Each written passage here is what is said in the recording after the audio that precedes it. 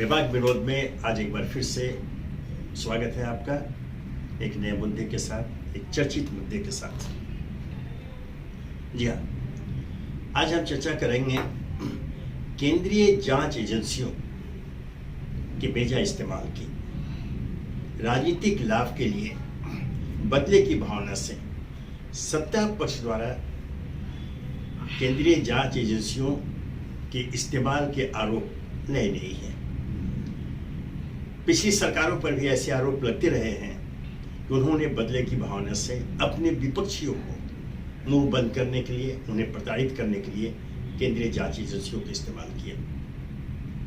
ताजा घटना में महाराष्ट्र के अत्यंत ही चर्चित शिवसेना नेता संजय राउत का है। अभी पिछले दिनों संजय राउत की पत्नी समेत उनके करीबियों के घरों पर ईडी ने छापेमारी की, करोड़ों की संपत्तियां जब्त की। इसके पूर्व राष्ट्रवादी कांग्रेस के 2 मंत्री अनिल देशमुख और नवाब मलिक पर कार्रवाई हुई और दोनों अभी जेल के अंदर हैं। संजय राउत पर जो कार्रवाई हुई और उसके साथ साथ अगर ये देखें तो इसमें एक नया मोड़ ये भी है कि न केवल विपक्ष के, मेरा तात्पर्य है कि केंद्रीय सत्ता पक्ष के विरोधी जो विपक्ष के लोग हैं उनमें मुखर नेता है, बल्कि हाल के दिनों में जिन्होंने कुछ राज्यों में भारतीय जनता पार्टी की पराजय को अंजाम दिया था, उन नेताओं को, उन दलों के नेताओं को भी निशाने पर लिया जा रहा है। पश्चिम बंगाल ले लें, पंजाब ले लें या फिर दिल्ली ले लें, है ना, इन तीनों राज्यों के नेताओं को जिस पर निशाने पर लिया जा रहा है, उससे यह शक होता है कि सचमुच ये सरकार बदले की भावना से कार्रवाई कर। संजय राउत पर जो कार्रवाई हुई, हो सकता है कि कानून के दायरे में नियमों को कार्रवाई की गई हो, लेकिन टाइमिंग ऐसी है कि संदेह होता है कि यह राजनीतिक बदले की भावना से की गई कार्रवाई है। किसी से छुपा वो नहीं है कि महाराष्ट्र में जब शिवसेना और भारतीय जनता पार्टी का गठजोड़ टूटा, भारतीय जनता पार्टी अलग हुई या शिवसेना अलग हुई, शिवसेना ने कांग्रेस और राष्ट्रवादी कांग्रेस के साथ मिलकर के अपनी सरकार बना ली, उद्धव ठाकरे मुख्यमंत्री बने। तब से भारतीय जनता पार्टी के निशाने पर महाराष्ट्र रहा। केंद्र में सत्तारूढ़ भारतीय जनता पार्टी के हाथों में केंद्रीय एजेंसियां हैं, सारी जांच एजेंसियां हैं, उनका इस्तेमाल किया जाने लगा। जैसा मैंने उदाहरण के 2 मंत्री जेल में हैं, और अब चूंकि संजय राउत किसी से छुपा हुआ नहीं है कि वो मुख्यमंत्री ठाकरे के अत्यंत ही करीबी हैं, उनके विश्वस्त माने जाते हैं, और हर मौके पर संजय राउत ने सामने आकर केंद्रीय नेतृत्व को आड़े हाथों लिया है, उन पर कई तरह के आरोप लगाए। भारतीय जनता पार्टी के अनेक नेताओं के नाम लेकर के उन्होंने भ्रष्टाचार के आरोप लगाए, बहुत ही मुखर रहे हुए। अंत में उनके खिलाफ जो अभी कार्रवाई हुई पिछले दिनों ईडी के द्वारा, तो शक पुख्ता होता है कि केंद्र सरकार केंद्रीय एजेंसियों, जांच एजेंसियों का दुरुपयोग अपने राजनीतिक लाभ के लिए कर रही है। ऐसा नहीं होना चाहिए, बल्कि मेरा तो यह मानना है कि केंद्रीय जांच एजेंसियों के जो अधिकारी हैं वो आपस में मिल बैठकर इस पर चर्चा करें। वो स्वायत्त संस्थाएं हैं, पूरे देश की निगाहें उन पर है, देश का उन पर विश्वास है। अगर उन पर पक्षपात के आरोप लगते हैं तो यह दुर्भाग्यजनक है। अधिकारी कानून के दायरे में रहते हुए बगैर राजनीतिक हस्तक्षेप के अगर कार्रवाई करेंगे तो जनता का भी समर्थन मिलेगा, उन पर कोई उंगली नहीं उठाएगा। लेकिन जैसे मैंने कहा कि हो सकता है संजय राउत समेत या नवाब मलिक या अन्य नेताओं के खिलाफ जो पश्चिम बंगाल में कार्रवाई हुई, दिल्ली में कार्रवाई हो रही है, पंजाब में करवाई है, हो सकता है कि वो सभी नियम माकूल हों, लेकिन मैंने जैसे कहा टाइमिंग ऐसी है वो शक के घेरे में आ जाते हैं। इसमें जांच एजेंसियों के अधिकारियों को और उनके साथ जुड़े अन्य संस्थाओं को भी सतर्क रहना चाहिए। संजय राउत के जो आरोप लगे भारतीय जनता पार्टी को, बहुत ही गंभीर आरोप उन्होंने लगाए, कई प्रकार के आरोप लगाए। केंद्र सरकार का सब तिल मिलाना बिल्कुल स्वाभाविक है, ऐसा होता है। अब उनके ऊपर जिस प्रकार ईडी की कार्रवाई हो रही है, उनकी संपत्तियां जब्त की जा रही हैं, उससे तो यही लगता है कि आने वाले दिनों में अनेक ऐसे नेता भी ईडी या अन्य केंद्रीय जांच एजेंसियों के शिकंजे में आने वाले हैं। ऐसा नहीं होना चाहिए।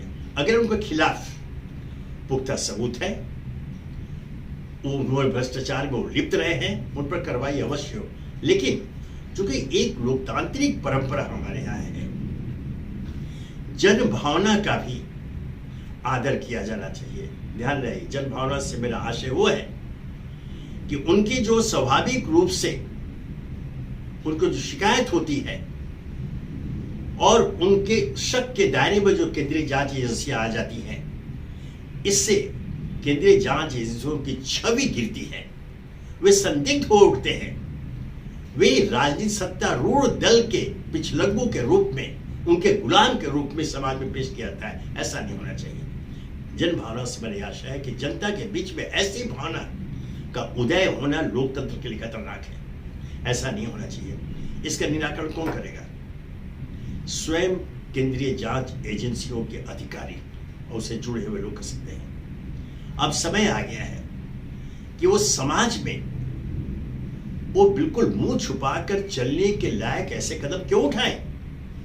वे भी एक सामाजिक प्राणी हैं, ऐसा नहीं होना चाहिए। अगर संजय राउत के खिलाफ प्रमाण है, अवश्य कार्रवाई हो, लेकिन मैंने कहा कि टाइमिंग ऐसी है कि स्वाभाविक रूप से आम लोगों की सहानुभूति संजय राउत के पक्ष में चली गई है, शिवसेना के पक्ष में चली गई है, क्योंकि सभी जानते हैं कि महाराष्ट्र में सत्ता से अलग होने के बाद से भारतीय जनता पार्टी बेचैन है। वो महाराष्ट्र को कभी नहीं छोड़ना चाहती है। महाराष्ट्र की राजधानी मुंबई देश की आर्थिक राजधानी है। देश के लगभग सभी बड़े औद्योगिक संस्थानों के कार्यालय मुंबई में है। सारा धन का स्रोत वहां से मुंबई से है। इसलिए कोई भी, विशेषकर केंद्र में सत्तारूढ़ दल, तो कदापि नहीं चाहेगा कि मुंबई उनके हाथों से निकल जाए। वही जैसा मैंने कहा कि जब से महाराष्ट्र में सरकार से अलग हुई भारतीय जनता पार्टी, वो बेचैन है। वो केन प्रकार महाराष्ट्र को अपने कब्जे में लेना चाहते हैं, महाराष्ट्र में अपनी सत्ता चाहते हैं। इसके लिए कई तरह के हथकंडे अपनाए जा रहे हैं। स्पष्ट रूप से ये छुपाने की कोई बात नहीं है, प्रतिदिन कुछ न कुछ ऐसा हो रहा है। संजय राउत ने खुद आरोप भी लगाया है कि उन पर दबाव बनाया गया कि वे महाराष्ट्र में भारतीय जनता पार्टी के साथ सरकार का गठन करवाएं। उन्होंने कहा कि उन पर यह दबाव है। इस आलोक में इस आशंका की पुष्टि होती है कि केंद्र सरकार अपने अधीनस्थ केंद्रीय जांच एजेंसियों का दुरुपयोग राजनीतिक लाभ के लिए कर रही है। ऐसा नहीं होना चाहिए। वो स्वयं संस्थाएं उन्हें छोड़ दे, उनके पास प्रमाण आएंगे, शिकायतें आएंगी, तो कार्रवाइयां उन्हें करने दे। लेकिन इस बात को ध्यान में रखते हुए कि न केंद्र सरकार पर और न ही केंद्रीय जांच एजेंसियों पर पक्षपात के आरोप लगे। अगर वे पक्षपात के आरोप में कटघरे में खड़े किए जाते हैं, तो फिर उनकी विश्वसनीयता कटघरे में खड़ी होगी और उनकी अच्छी से अच्छी ईमानदारी से की गई कार्रवाइयां भी संदेहों को घेरे में रहेंगी। लोग उसे राजनीतिक पार्श्व में देखेंगे और उन पर पक्षपात के आरोप लगाएंगे। मित्रों, अब समय आ गया है, चूंकि बहुत हो गया है। वर्षों से ऐसे आरोप बनते चले आ रहे हैं। कई जांच समितियों का भी गठन हुआ, उनके कोई ऐसे परिणाम तो सामने आए नहीं कि कोई कार्रवाई की गई हो। यहाँ भी अभी भी वो वसूली के केंद्रीय जांच एजेंसियों के ऊपर भारत सरकार ने एक SIT बनाई है उनके ऊपर बिल्डरों से वसूली के आरोप लगे हैं, करीब करीब 300 करोड़ रुपए की उसकी जांच चल रही है।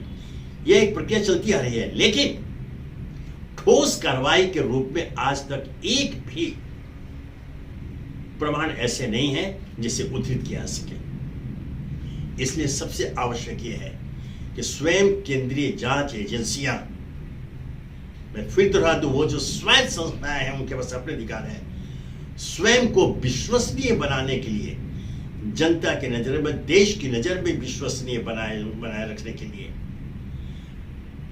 केंद्रीय सत्ता या किसी भी सत्ता पक्ष के दबाव में न आए।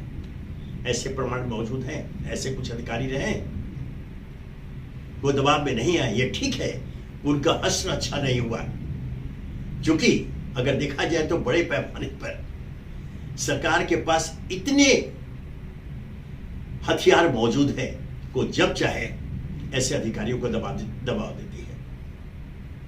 कुछ अधिकारी तो अभी जेल में हैं, जिन्होंने सरकार की बातें नहीं मानी, सरकार के इशारे पर चलने से इनकार किया, लेकिन उन्होंने जेल को स्वीकार किया, लेकिन झुके नहीं।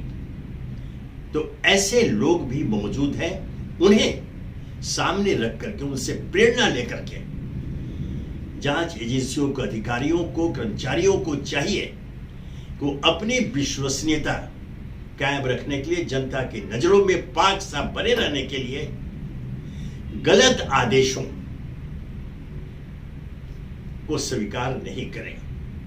ध्यान रहे, मैं आज कहा दोहराना चाहूंगा, जब इंदिरा गांधी, तत्कालीन इंदिरा गांधी प्रधानमंत्री थी और उनके खिलाफ भ्रष्टाचार के आरोप आए थे, तब जयप्रकाश जेपी आंदोलन, जयप्रकाश नारायण के आंदोलन के नाम पर जो पूरे देश में एक आंदोलन चला था इंदिरा गांधी के खिलाफ, और उनके बाद में सत्ता बदले भी, खुद भी चुनाव हारी, कांग्रेस में सत्ता से बाहर हुई, लेकिन मैं जो उदाहरण देना चाहता हूं, उस आंदोलन के दौरान स्वयं जयप्रकाश नारायण ने सरकारी अधिकारियों, केंद्रीय जांच एजेंसियों के अधिकारियों का आह्वान किया था, वे गलत आदेशों का पालन नहीं करें। यह जयप्रकाश नारायण ने उस समय कहा था। आज स्थितियां उस समय से भी बदतर है। ठीक है, आपातकाल नहीं, लेकिन यह कहा जाता है कि एक प्रकार का अघोषित आपातकाल चल रहा है। विरोधियों का मुंह बंद करने के लिए हर तरह के हथकंडे अपनाए जा रहे हैं, जिसमें केंद्रीय जांच एजेंसियों के दुरुपयोग की घटनाएं बहुत ज्यादा सामने आ रही है। इसलिए आवश्यक है कि ये अधिकारी और कर्मचारी अपनी विश्वसनीयता को कायम रखने के लिए, जनता की नजरों में पाक साफ बनने के लिए गलत आदेशों का पालन नहीं करें। तब जाकर के हमारी लोकतांत्रिक संस्थाएं, हमारी केंद्रीय जांच एजेंसियां पाक साफ रहेंगी, मजबूत रहेंगी, लोकतंत्र के हित में, जनता के हित में अपने कदम ताल करती रहेंगी, आगे बढ़ती रहेंगी, और लोगों के नजरों में उनका सम्मान बना रहेगा। धन्यवाद।